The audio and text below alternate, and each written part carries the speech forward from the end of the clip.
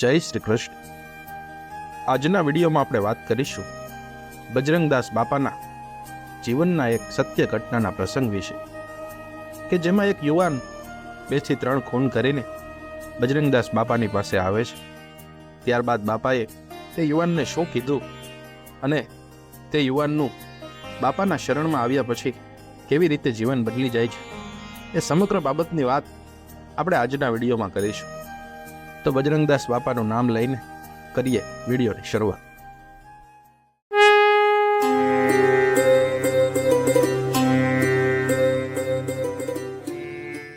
બજરંગદાસ બાપાના જીવનનો એક સત્ય ઘટનાનો પ્રસંગ છે। માણસને નિર્માલ્ય ન બનાવે એનું નામ તો સંત કહેવાય, પણ સંતના જીવનમાં સમર્પણ હોય, એમનામાં જીવનનો ત્યાગ હોય, મર્દાનગીના માર્ગે હાલવાની જે માણસને સલાહ આપી એનું નામ તો સંત કહેવાય। બજરંગદાસ બાપુના જીવનનો એક સત્ય ઘટનાનો પ્રસંગ છે। એક જુવાન બાપુની પાસે આવ્યો છે। આવીને બજરંગદાસ બાપુને વિનંતી કરે છે, બાપુ, મારાથી 2-3 ખૂન થઈ ગયા છે। સમાજને તો એની ખબર નથી બાપુ, પોલીસના ચોપડે મારું નામ નથી બોલતું, પણ હૈયા ઉપરથી હવે ખૂનનો ભાર હળવો થતો નથી। બીજાને તો ખબર નથી, પણ પરમાત્મા અને મારું હૈયું જાણે છે।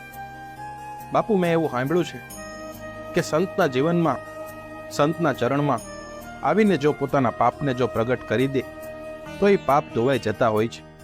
એટલા માટે બાપુ, હું મુંબઈથી ઘોડો કરીને અહીં ભાવનગર સુધી, બગદાણા સુધી લાંબો થયો છું બાપુ।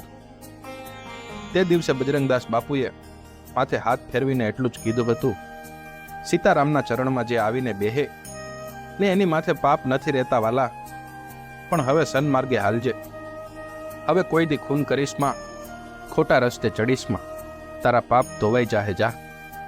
જુવાને કીધું, બાપુ, મારા પાપ ધોવાણા એની મને ખબર કેવી રીતે પડશે?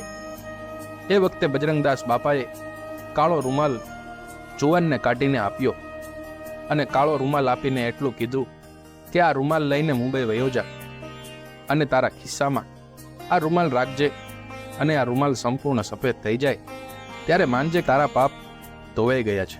આ જુવાન મુંબઈ ગયો અને મુંબઈ જઈ પોતાના નોકરી ધંધામાં લાગી ગયો।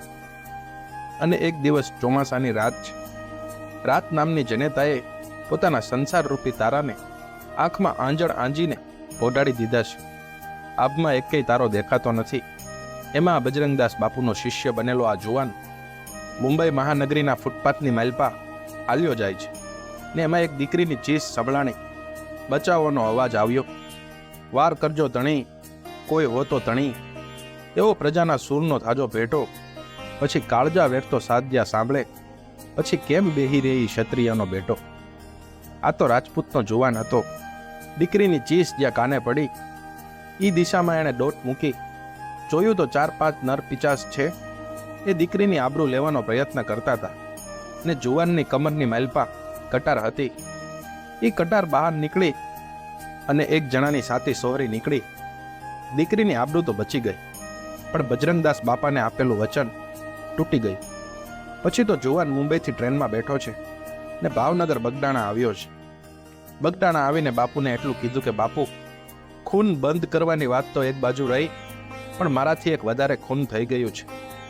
તેથી બજરંગદાસ બાપાએ કીધું કે તું કે બેટા, ખૂન કરવાનું કારણ શું હતું? ત્યારે જુવાન કહે છે, પારકી બેન દીકરીની ઇજ્જત લૂંટવાવાળા નર પિચાસોને હું જોઈ ન શક્યો બાપુ।